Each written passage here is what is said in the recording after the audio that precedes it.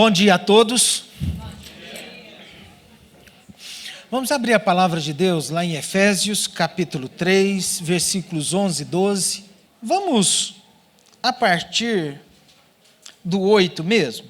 A mim, o menor de todos os santos, me foi dado esta graça de pregar aos gentios o evangelho das insondáveis riquezas de Cristo, e manifestar qual seja a dispensação do mistério, desde os séculos, ocultos em Deus, que criou todas as coisas, para que, pela igreja, a multiforme sabedoria de Deus se torne conhecida, agora dos princípios e potestades nos lugares celestiais, segundo o eterno propósito que estabeleceu em Cristo Jesus, nosso Senhor, pelo qual temos ousadia e acesso com confiança, mediante a fé nele.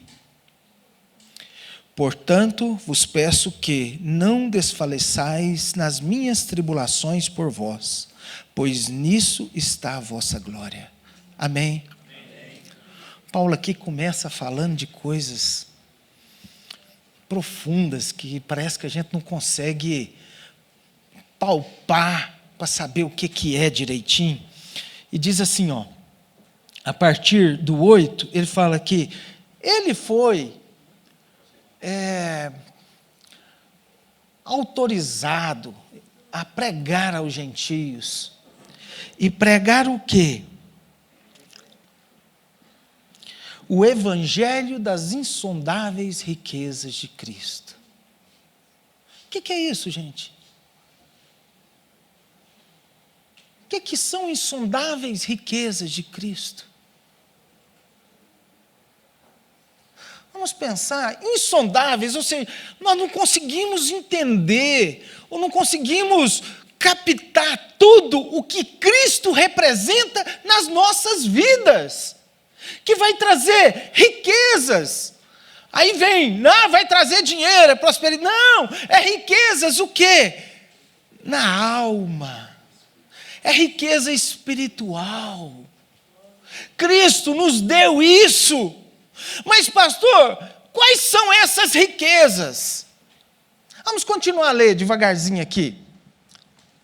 E manifestar qual seja a dispensação do mistério, desde os séculos, ocultos em Deus. Ou seja, a partir de Cristo, aconteceu algumas coisas que não tinha acontecido no passado, que era mistério, que era desconhecido para o povo de Deus de antigamente, que só através de Cristo foi nos desvendado, desnudado esses mistérios. E aqui fala que para que a igreja, para que nós hoje, pela multiforme sabedoria de Deus, se torne conhecida agora de todos, principados, potestade, de coisas espirituais. Até então, gente, a gente não tinha muito no Velho Testamento essa questão do espiritual. Vocês viram que depois de Jesus é que começou a aparecer demônios, manifestações, isso, aquilo. Vocês já tiveram essa noção na palavra de Deus? Porque as coisas espirituais pareciam que estavam encerradas, fechadas, guardadas. E agora, todo mundo espiritual vai saber através da igreja, através de nós, algumas coisas. Vamos continuar, vai se criando um corpo com essa história. Segundo o eterno propósito de Deus, foi Deus quem quis dessa forma. E agora, vem falando como é que nós vamos manifestar aos principados e potestades essa questão. Como? Versículo 11.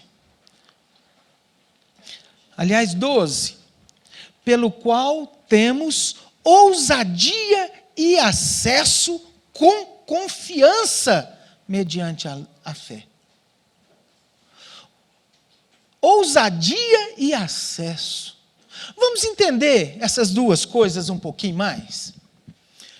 Eu vou fazer um resumo para os crentes mais antigos e depois nós vamos passo a passo.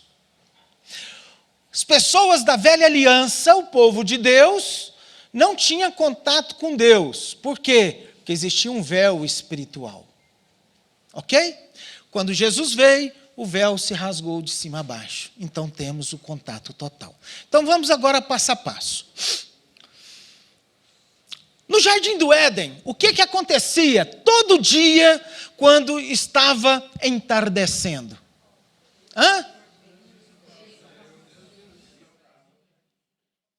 Todo mundo sabe, na viração do dia, Deus ia ter com Adão e Eva. Olha, gente, que coisa tremenda. Já pensou? Você lá no jardim, tal, de repente chega Deus. Deus foi te procurar. Olha, Edinho, estou aqui. Vim aqui ter um momento com você. E será o que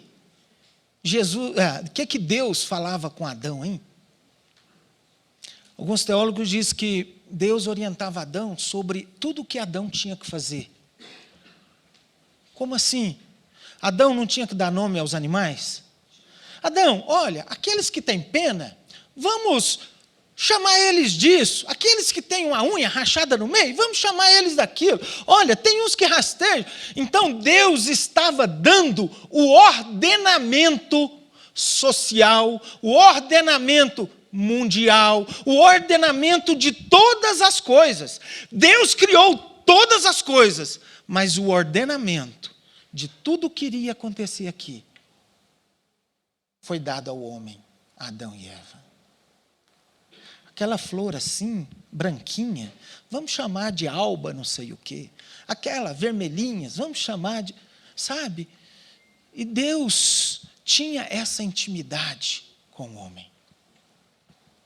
Aí, Adão e Eva pecaram. E o que aconteceu? Deus continuou a visitar o homem? Não.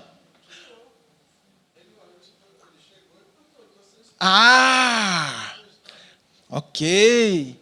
Aí Deus aparece e fala: Adão, Eva, onde vocês estão? Eles estavam o quê? Escondidos. A gente aqui na igreja, a gente costuma falar que quando o irmão desaparece, ou ele morreu, ou ele está doente, ou ele está em pecado. Então, quando a pessoa, você está vendo a pessoa, mas ele some da celebração, some da célula, todo mundo fica assim: está escondido atrás da bananeira, está em pecado. Né? Essa é uma brincadeira que a gente faz, mas que revela um pouco disso, igual Adão e Eva fizeram. Fizeram o quê? Pecaram e se esconderam de Deus. Só que eu quero falar uma coisa mais séria. Quando a gente peca, ou quando a gente está caído, manquejando, muitas vezes a gente se esconde de Deus. Como assim, pastor? A gente deixa até de orar. Você não tem ânimo para orar? Você não tem tempo para orar? E quando você ora só em pensamento. Se às vezes você tem dificuldade em abrir a boca, oração em pensamento. Deita, obrigado, Senhor, obrigado por esse dia. Tá? E você não quer parar para conversar com Deus, para ter uma intimidade com Deus. Após esse pecado, a queda, Deus cortou esse relacionamento íntimo com o homem. Ele colocou um véu espiritual que separava o homem de Deus.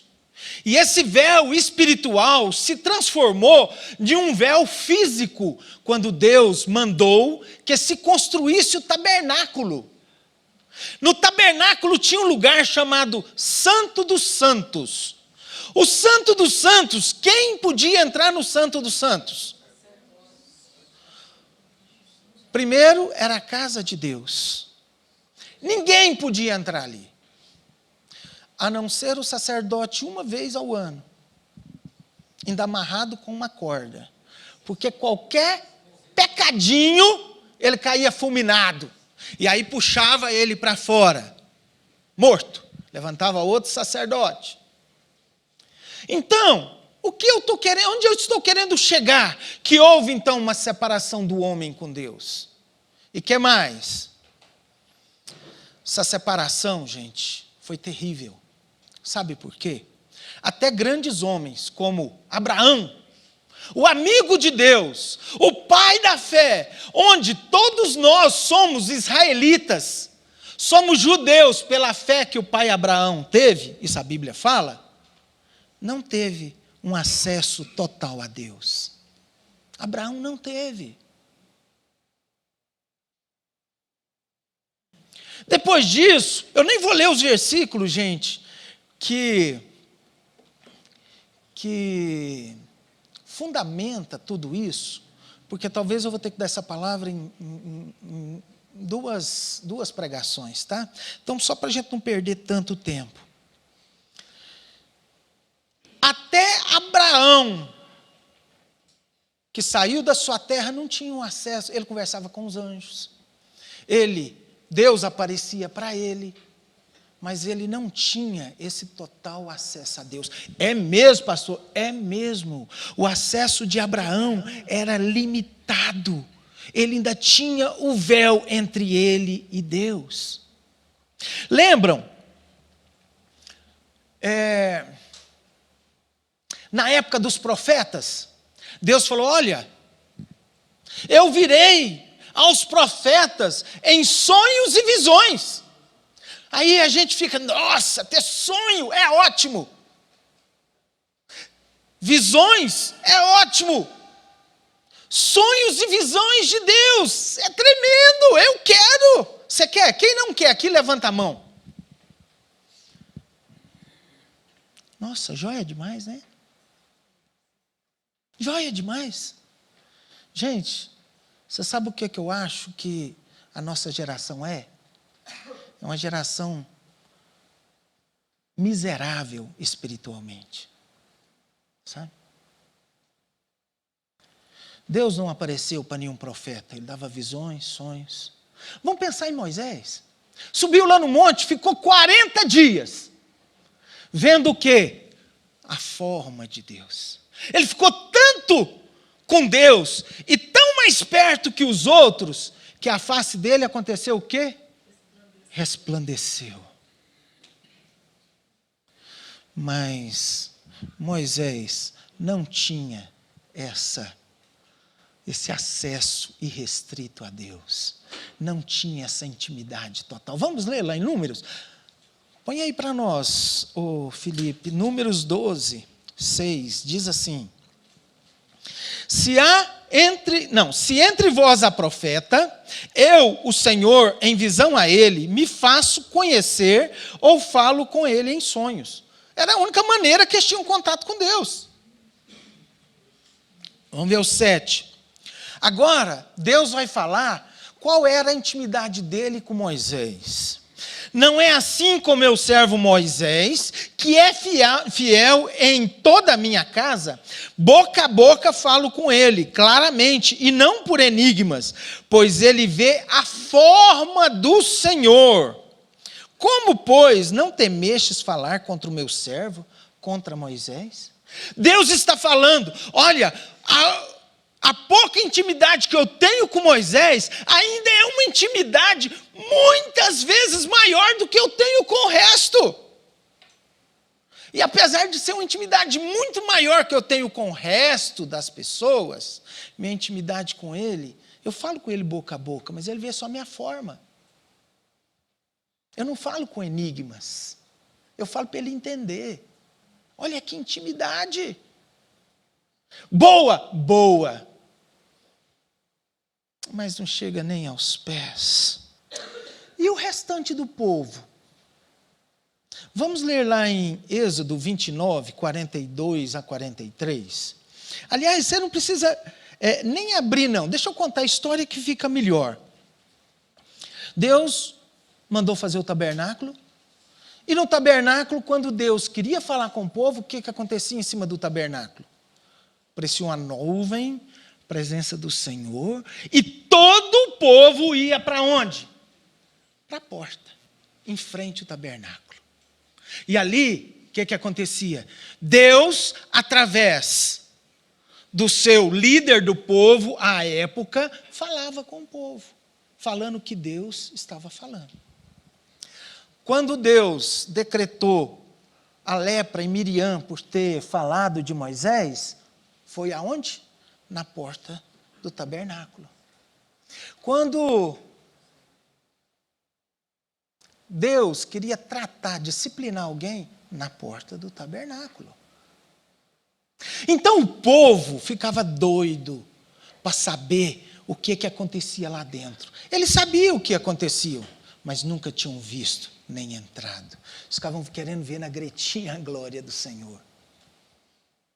E ficava do lado de fora. Será que Deus é esse Deus duro mesmo? Que mata as pessoas assim? Ou será que é um Deus bondoso? Será que Deus é negro ou é branco? Será que Deus é velho ou é novo? Será como que é Deus? E o povo ficava só na espreita. Só vendo o que estava, só querendo ver o que tinha lá dentro. E aí, veio a época do templo. Fizeram a mesma coisa.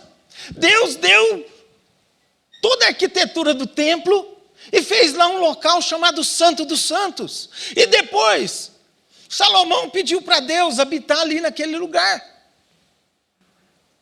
E o povo continuava onde? Fora. Fora do Santo dos Santos. Era como se Deus estivesse falando o seguinte: olha, para os meus amigos mais íntimos, eu chamo vocês para ter uma intimidade lá em casa, lá no Santo dos Santos, vamos lá? Aí todo mundo chegava lá no Santo dos Santos, o que acontecia? Agora ninguém vai entrar aqui em casa. A nossa comunhão vai ser daqui para fora. Você já teve a comunhão com um amigo desse jeito? Muitas vezes, quando a gente vai visitar um amigo, ter um relacionamento bom com ele, só você fica na sala, a gente já fica chateado, né? O bom mesmo é ir para a cozinha, não é? Sentar na mesa da cozinha, comer uma pamonha, um pão de queijo. Gente, olha, gente, a cultura americana é diferente, nós somos brasileiros. A gente gosta do beijinho, beijinho, abraço, pega aqui. Esse negócio de empurrar para lá é só na época do coronavírus. E olha lá. E, gente, falando, abre parênteses. E falando, cuidado da agora para frente. Se tem alguma pessoa tossindo ou com sintoma, afasta um pouquinho. Orienta essa pessoa a usar uma máscara. Nós todos ainda não precisamos usar máscara. Quem precisa usar máscara? Quem apresenta o sintoma, mesmo que não teve nenhum contato com ninguém de fora. Tá? Então, quem tem que usar máscara? Quem está com sintomas de gripe. Tá bom? Mas vamos continuar aqui. Beleza. Olha que história bonita. Mas e aí? Deus chamava o povo e ficava tendo a maior intimidade que ele permitia, da onde? Da porta para fora. Aí veio Jesus. Agora eu quero entender o que são essas insondáveis riquezas de Cristo. Jesus veio como bebê. Quem é que teve um relacionamento íntimo com Jesus bebê? Os magos, a mãe, o pai, quem mais? Pouca gente. E com Jesus menino? Os sacerdotes do templo. Quem mais? Pouca gente. E com Jesus adulto jovem, antes do ministério? Quem ia lá na carpintaria de José pedir uma mesa, cadeira? Mas esses, então, não podiam achar que aquele jovem carpinteiro era o Deus Todo-Poderoso, era o Messias que tinha para vir. Tá bom, pastor, Mas e aí? Aí Jesus começou seu ministério. E aí sim, puderam ter essa intimidade com Deus? Ainda não. A intimidade ainda estava restrita. Por quê? Porque você, para ter contato com Jesus naquela época, o que tinha de acontecer? Você tinha que ir para a Judéia, para Israel. Senão, como é que você ia ter Jesus? Ah, gente, falando disso, eu tenho que abrir outro parênteses aqui. Eu estou montando uma caravana para a gente ir para Israel. Para a gente trazer uns galhos da figueira, umas folhas da figueira, fazer um chá. Alguém quer ir comigo? Deixa eu falar uma coisa para vocês. Nós não somos judeus fisicamente. Nosso Deus não vai exigir isso nunca. Você sabe quem começou com essa história? É isso que eu pulei, que eu quero falar. Quando Salomão construiu o templo, vamos ler lá, isso acho que merece a gente ler. Êxodo 29, eu pulei, não devia ter pulado. Êxodo 29, porque isso está ardendo na minha língua. Êxodo 29, versículo 42, diz assim: este será o holocausto contínuo por vossas gerações, a porta da tenda da congregação perante o Senhor, onde vos encontrarei para falar contigo ali, na porta da congregação. Ali virei aos filhos de Israel para que por minha glória sejam santificados. E congregarei a tenda da congregação e o altar. Também santificarei Arão e seus filhos para que me oficiem como sacerdotes. E habitarei no meio dos filhos de Israel e serei o seu Deus. E saberão que eu sou o Senhor, seu Deus, que os te tirou da terra de Egito para habitar no meio deles. Eu sou o Senhor, teu Deus. Ali ficou estabelecido que seria a casa de Deus. A casa de Deus. Então, o que acontecia? Salomão orou a Deus e falou assim: Senhor, toda vez que o Senhor enviar eles à guerra, e que eles estiverem longe do templo, e quiserem uma bênção do Senhor, que eles orem virados para Jerusalém, e não só para Jerusalém, para a casa do Senhor, aí o Senhor os abençoará. Essa história, nós precisamos entender a história. Por que que judeu faz isso e por que que muçulmano faz isso? Muçulmano pode fazer o que quiser, pode estar fazendo o que estiver fazendo. Ele para, estende o tapete, dobra o joelho e vira para onde? Para Meca. Então isso tudo tem uma origem. E a origem, a maioria das vezes, são bíblicas. Nós não fazemos isso, mas os judeus fazem. Por quê? Eles ainda têm que Deus mora lá no santo do templo, que nem existe mais. Mas eles viram para Jerusalém.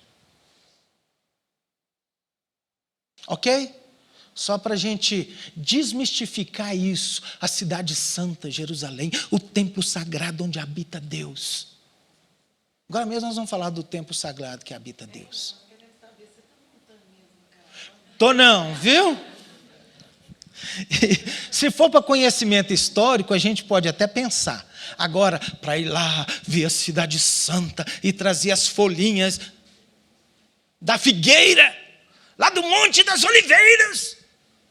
Para de papiata, para de misticismo idiota.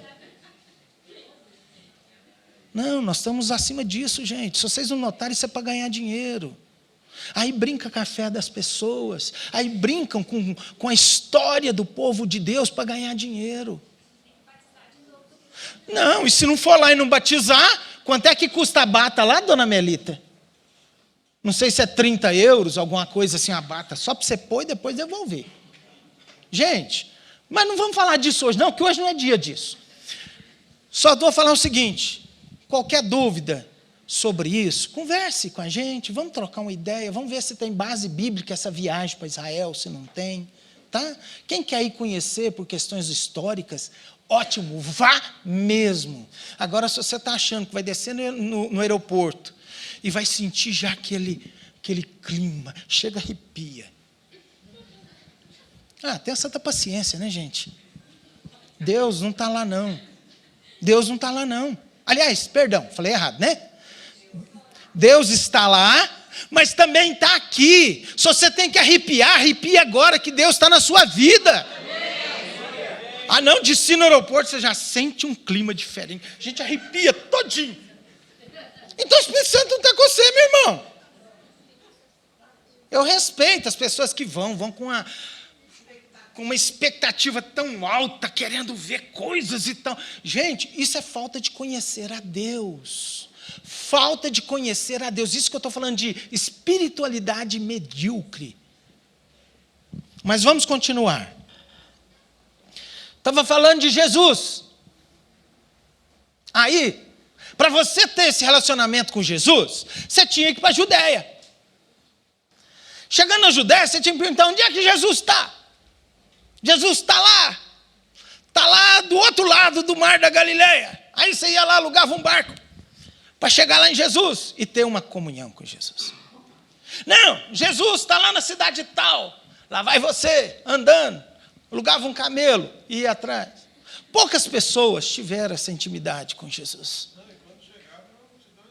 Aí vem, e você tinha que estar no lugar certo, na hora certa. Aí estava lá um cego sentado, passou uma multidão, o que está acontecendo aí? Não, Jesus que está passando aí. Jesus, Filho de Deus! Oh, Jesus! Aí Jesus sabia. Foi lá, curou o cego. Aí a mulher que estava padecendo não sei quantos anos, tinha que ter esse conto com Jesus, ele está passando. A mulher foi empurrando todo mundo e pá, a mão em Jesus. Ou senão, você tinha que planejar. Igual o astuto Zaqueu. Vou ficar aqui em cima dessa árvore. Na hora que Jesus passar. E Jesus sabia de tudo isso. Ou você ainda era muito pouco. Gente, essa questão de ter essa intimidade com Deus era muito difícil. Muito difícil. Mateus 27, versículo 50. Clamando outra vez com grande voz, entregou o Espírito. Eis que o véu do santuário se rasgou em duas partes, de alto a baixo. O véu espiritual se rasgou.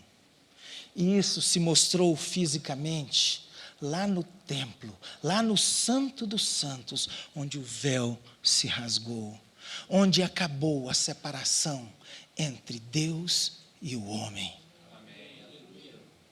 Esse é uma das primeiras insondáveis riquezas que Cristo nos deu. Este é um ponto crucial na nossa vida com Deus que a gente ainda não entendeu. Nós não entendemos esse valor que nós temos. Quero falar uma coisa para você. Você tem valor. Jesus morreu pela sua vida. O véu que trazia separação não traz mais.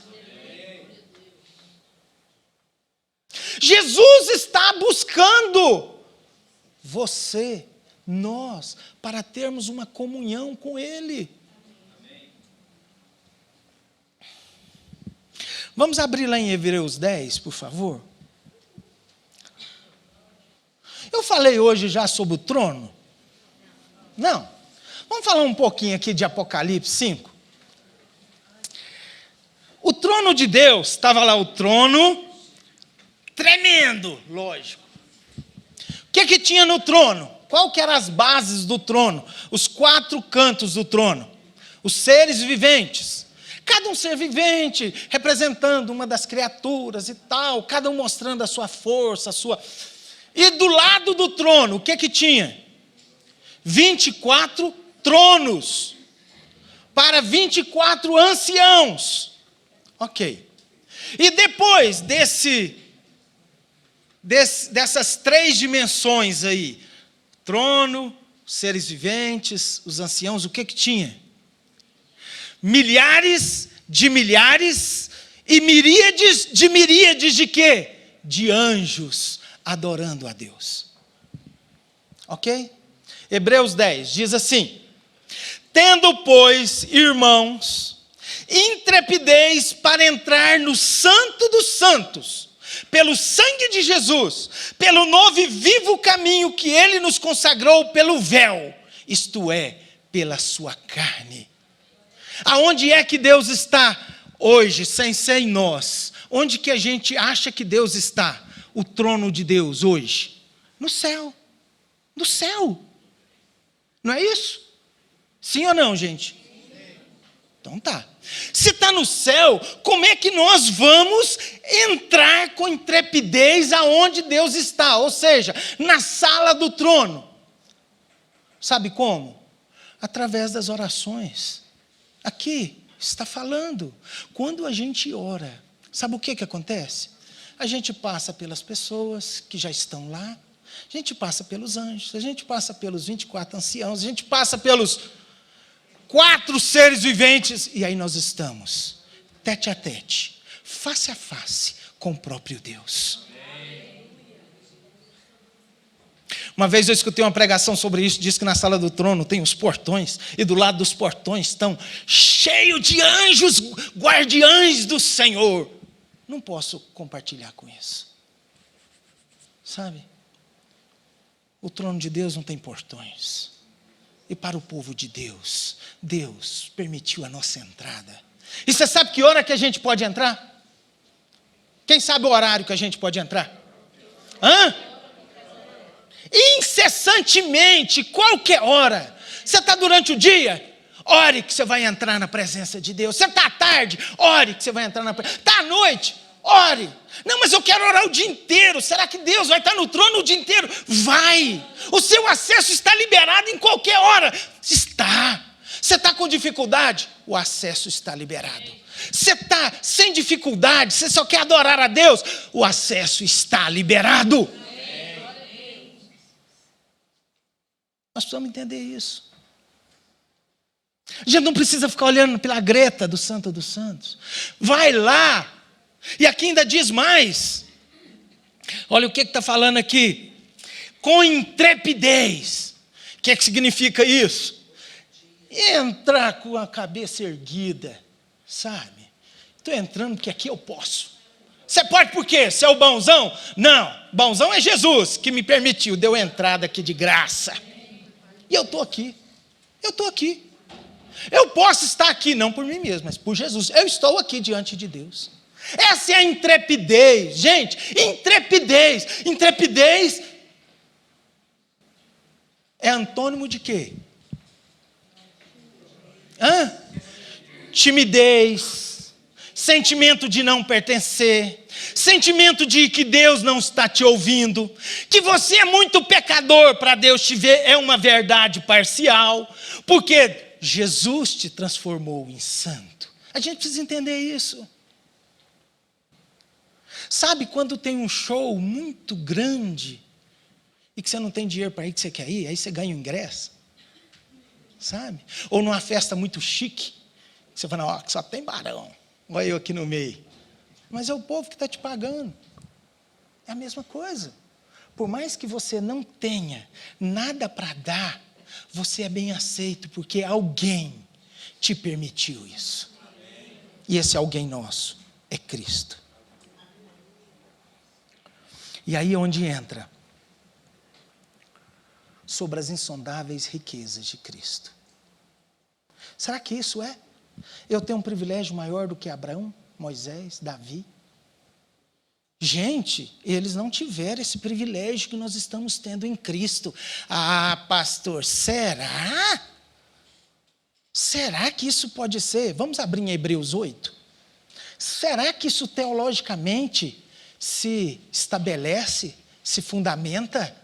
Falar que eu tenho mais riquezas até que o próprio Abraão, riquezas espirituais? Será que eu vou ter mais acesso a Deus do que o próprio Davi, que com sua arca, com sua harpa? Vamos lá, Hebreus 8. Mas agora Jesus obteve um ministério tanto mais excelente, quanto também é mediador de superior aliança, instituída com base em superiores promessas. Repita comigo, superiores promessas. Nós temos melhores promessas do que o povo de Deus de Israel, do que os judeus de nascimento. Volto a dizer, isso é que a gente precisa entender sobre mediocridade espiritual. Você pode entender que o Espírito Santo habita em você? Não habitava em Abraão, Moisés, Davi, a não ser temporalmente. Temporalmente. O Espírito Santo não se havia sido dado, eles eram separados, eles tinham influência do Espírito Santo, mas falar que eles tinham o Espírito Santo, isso não tem base bíblica. Teoricamente falando, gente. É lógico que eram homens de Deus, inspirados por Deus, recebiam visões, recebiam sonhos, e tinha contato com Deus, mas o Espírito Santo não habitava. É aí onde a gente erra. Como Jerusalém errou, e como tem uma igreja lá em Apocalipse que errou também, que é a igreja de Sardes, mas vai se deixar para uma próxima. Eu quero só que você entenda que Jesus Cristo nos deu imensuráveis riquezas espirituais.